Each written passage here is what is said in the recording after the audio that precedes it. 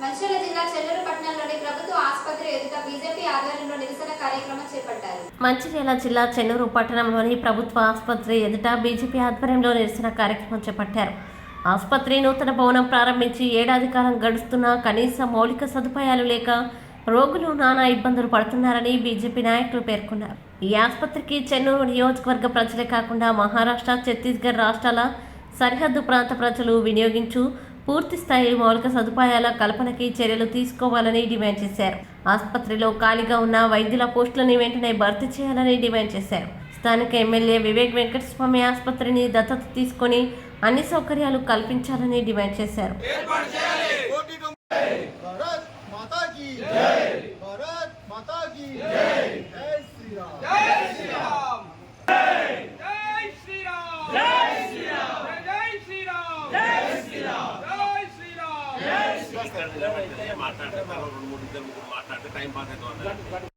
Furniture ను వెంటనే 198 లక్షల నిధులతో వెంటనే ఫర్నిచర్ ను 198 లక్షల నిధుల ఫర్నిచర్ ను వెంటనే డయాలసిస్ ను అందరికీ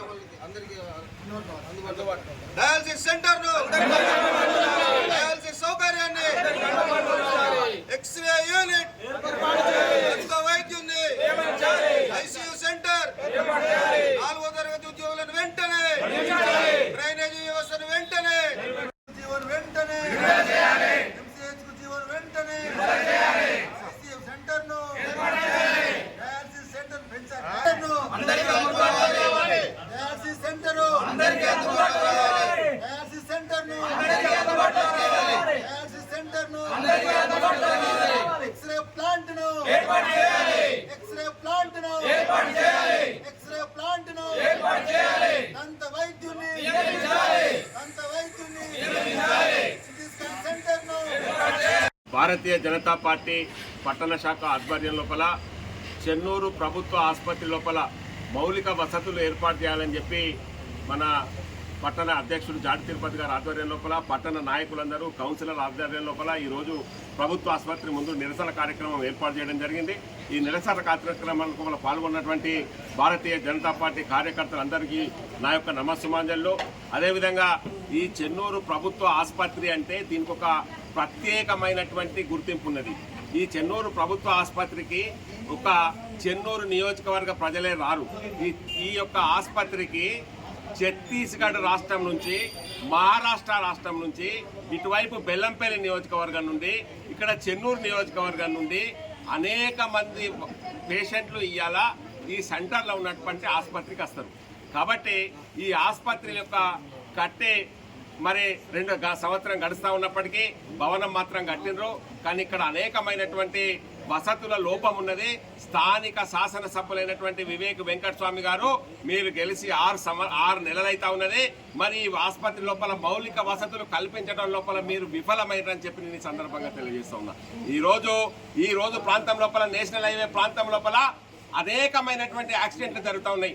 యాక్సిడెంట్లు జరిగిన సందర్భం లోపల మరి పేషెంట్ను ప్రభుత్వ ఆసుపత్రికి తీసుకొస్తే అత్యవసర చికిత్స చేసేందుకు ఐసీయూ యూనిట్ ఇక్కడ లేకపోవడం మన యొక్క సిగ్గుచేటుగా నేను భావిస్తా ఉన్నా. మరి వివేక్ వెంకటస్వామి గారు మీరు అనేక సేవా కార్యక్రమాలు చేస్తామని చెప్తా ఉన్నారు. మీరు ఇలా నేను డిమాండ్ చేస్తా ఉన్నా, మీ స్వచ్ఛంద సేవా కార్యక్రమాల ఆధ్వర్యం లోపల చెన్నూరు ప్రభుత్వ ఆసుపత్రి లోపల ఒక ఐసీయూ సెంటర్ ఏర్పాటు చేయాలని నేను డిమాండ్ చేస్తా ఉన్నా. అదే వివేక్ వెంకటస్వామి గారు నేను మిమ్మల్ని కోరుతా ఉన్నా, మీరు అనేక స్వచ్ఛంద సేవా కార్యక్రమాలు చేస్తారని డప్పు కొట్టి చాటిస్తా ఉన్నారు మీ కార్యకర్తలందరూ. మీకు చిత్తశుద్ధి ఉంటే చెన్నూరు ప్రభుత్వ ఆసుపత్రికి తక్షణమే ఒక 2 అంబులెన్స్లు ఏర్పాటు చేయాలని నేను డిమాండ్ చేస్తా ఉన్నా. ప్రభుత్వం దగ్గర నిధులు లేకపోవచ్చు, మీ దగ్గర కోట్లాది నిధులు ఉన్నాయి, మీకు చేసేటువంటి సత్తా ఉన్నది, మీకు చేసేటువంటి శక్తి ఉన్నది. కాబట్టి నేను కోరుతా ఉన్నా, చెన్నూరు ప్రభుత్వ ఆసుపత్రిని మరి వివేక్ వెంకటస్వామి గారు దత్తత తీసుకొని ప్రతి ఒక్క కార్యక్రమాన్ని, ప్రతి ఒక్క అంశాన్ని తక్షణమే నెరవేర్చాలని భారతీయ జనతా పార్టీ డిమాండ్ చేస్తా ఉన్నది. భారత్ మాతాకి బ్లడ్ బయట ఎక్కించి మళ్ళీ ఎక్కించుకొని వచ్చేసరికి ఇక్కడ డయాలసిస్ పెట్టాలంటే కష్టమవుతుంది సార్. వాడు ఎక్కించి ఆయాసం వస్తుంది, పేషెంట్కి ఇబ్బంది అవుతుంది. దయచేసి చేయమంటే ఇక్కడ డయాలసిస్ నడవగానే బ్లడ్ ఎక్కించే అవకాశం ఒక్కటి కల్పించండి. మళ్ళీ దయచేసి పింఛని వీళ్ళ ఖర్చులకు టాబ్లెట్స్కో దానికో దీనికో పనిచేస్తాయి.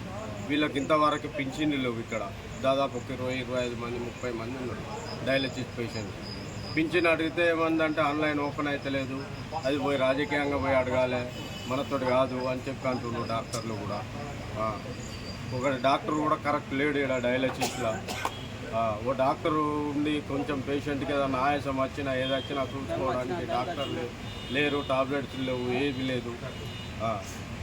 ఇబ్బంది ఉన్నది సార్ డయాలసిస్ పేషెంట్, చాలా కష్టమవుతుంది. అట్లా కూడా మొన్న ఒక అతను ప్రాణాలు కూడా కోల్పోయింది ఆయన ఆయాసం.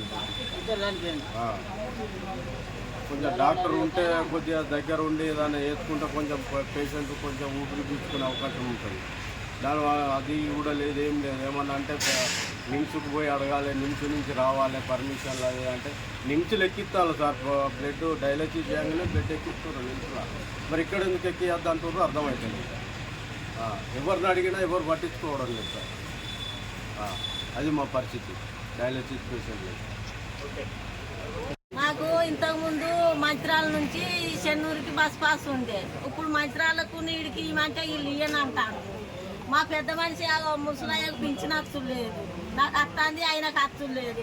ఇప్పుడు వీడికి 3 ఏళ్ళు డయాలసిస్ నడవబట్టి నేను పట్టుకొని వస్తాను, బస్సులు కూడా దొరుకుతలేవు, అటువలు పట్టుకొని పోతున్నాం సార్. మాకు మా తండ్రి బాధలు ఉన్నాయి, మేము పెద్ద మనుషులం అయిపోయినాం. మా కొడుకులు మా కోడాన్ని కూడా పట్టించుకుంటలేరు మమ్మల్ని. మా తండ్రి మా పింఛన్ కావాలి, మా బతుకులో పెద్ద మనుషులం అయిపోయినాం. మాకు ఇటువంటి కట్టం దేవుడు పెట్టిండు, ఇది అనుభవించింది తప్పుతలేదు మాకు. మాకు ఇంత అవకాశం కావాలని మీతో చెప్పుకుంటాను.